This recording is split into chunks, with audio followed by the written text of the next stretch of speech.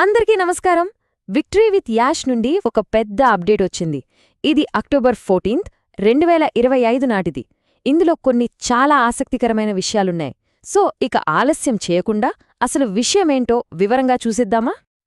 అస్సలు ఈ అప్డేట్లో మొదటి అతి ముఖ్యమైన పాయింట్ ఏంటంటే ప్రియారిటీ ప్లేస్మెంట్ అప్లికేషన్కి వచ్చిన రెస్పాన్స్. అదో పెద్ద సర్ప్రైజ్ అంట. వాళ్లు కూడా ఇంత పెద్ద రెస్పాన్స్ వస్తుందని అస్సలు ఊహించలేదట. ఇది మామూలు రెస్పాన్స్ కాదండోయ్, ఇది రికార్డ్ బ్రేకింగ్ రెస్పాన్స్. ఇంతకుముందు 2 సర్వేలు చేశారు కదా, వాటి రికార్డులన్నిటినీ ఇది బ్రేక్ చేసిందట. వాళ్ల చరిత్రలోనే ఇదే అతిపెద్ద రెస్పాన్స్ అని చెప్తున్నారు. సో ఇంత అద్భుతమైన రెస్పాన్స్ ఇచ్చిన ప్రతి ఒక్కరికి వాళ్ళు మనస్ఫూర్తిగా థ్యాంక్స్ చెప్తున్నారు. ఈ రెస్పాన్స్ చూసి వాళ్ళు చాలా ఎగ్జైట్ అయ్యారట. కానీ అదే టైంలో చాలా వినయంగా కూడా ఫీల్ అవుతున్నామని చెప్పారు. సరే, ఇంత భారీగా అప్లికేషన్స్ వచ్చాయి అంటున్నాం కదా, మరి వాటన్నింటినీ ఎలా రివ్యూ చేస్తారు? ఇది చాలా పెద్ద ఛాలెంజ్ కదా. సో ఈ ప్రశ్నకి సమాధానమేంటో తర్వాతి విభాగంలో చూద్దాం. రైట్, ఇప్పుడు అసలు పాయింట్కి వద్దాం. ఇంత పెద్ద సంఖ్యలో వచ్చిన అప్లికేషన్స్ని వాళ్ళు ఎలా హ్యాండిల్ చేస్తున్నారు? వాళ్ల ప్రధాన లక్ష్యమేంటంటే ప్రతి ఒక్క అప్లికేషన్కి సరైన ప్రాధాన్యత ఇవ్వడం. ఈ విషయంలో వాళ్ల నిబద్ధత చాలా స్పష్టంగా ఉంది.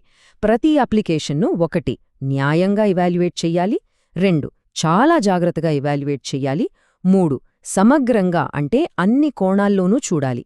ఇది చాలా పెద్ద బాధ్యత, కానీ దానికి తాము సిద్ధంగా ఉన్నామని వాళ్లు చెప్తున్నారు.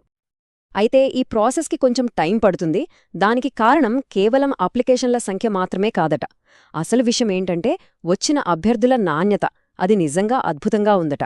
సో అంత మంచి ప్రొఫైల్స్ వచ్చినప్పుడు ప్రతి దాన్ని జాగ్రత్తగా చూడాలి కదా.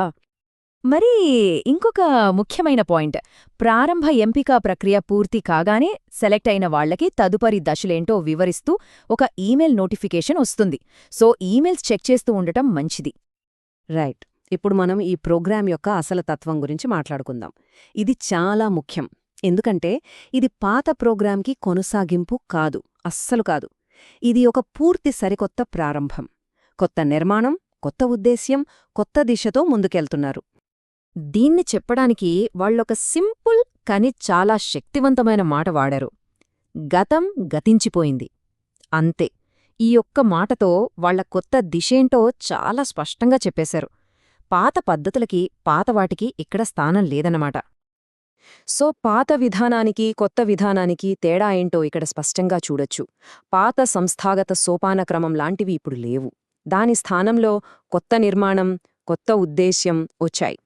అలాగే పాత పదవులకు ఇప్పుడు ఎలాంటి విలువ లేదు, ఎందుకంటే ఇదొక పూర్తి సరికొత్త ప్రారంభం. ఇది చాలా చాలా ముఖ్యమైన పాయింట్. వాళ్ల ప్రాధాన్యత దేనిమీదుంది? బాధ్యత మీద, అర్హత మీద కాదు.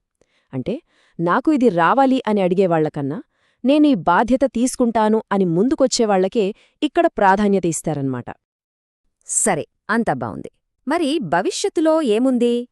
సెలెక్ట్ అయిన సభ్యులకు ఎలాంటి ప్రయోజనాలు ఉంటాయి? వాళ్లకోసం రాబోయే ప్రత్యేక శిక్షణ గురించి ఇప్పుడు చూద్దాం. అయితే ఈ శిక్షణ అంటే ఏంటో తెలుసుకునే ముందు అసలు ఈ శిక్షణ ఏది కాదో ముందుగా స్పష్టంగా చెప్పారు. పదే పదే చెప్పిన ప్రేరణాత్మక ప్రసంగాలు లాంటివి ఉండవు. అలాగే బయట దొరికే సాధారణ ఆన్లైన్ కోర్సులాంటివి కూడా అస్సలుండవు. మరి ఏముంటుంది? 1 ఇది చాలా ఉన్నత నాణ్యతతో కూడిన శిక్షణ. 2 ఇది చాలా ఆచరణాత్మకంగా ఉంటుంది. 3 ఇది నైపుణ్యాలను పెంపొందించడం మీద దృష్టి పెడుతుంది. 4ది అన్నింటికంటే ముఖ్యంగా దీన్ని నిపుణులు రూపొందించారు.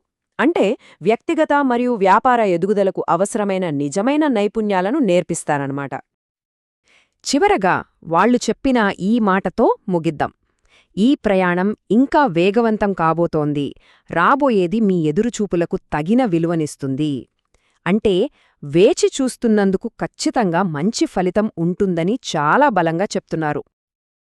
ఫైనల్గా ఈ చిహ్నం 2 వరల్డ్ క్రాస్, ఇది వాళ్ల విజన్ను చూపిస్తుంది.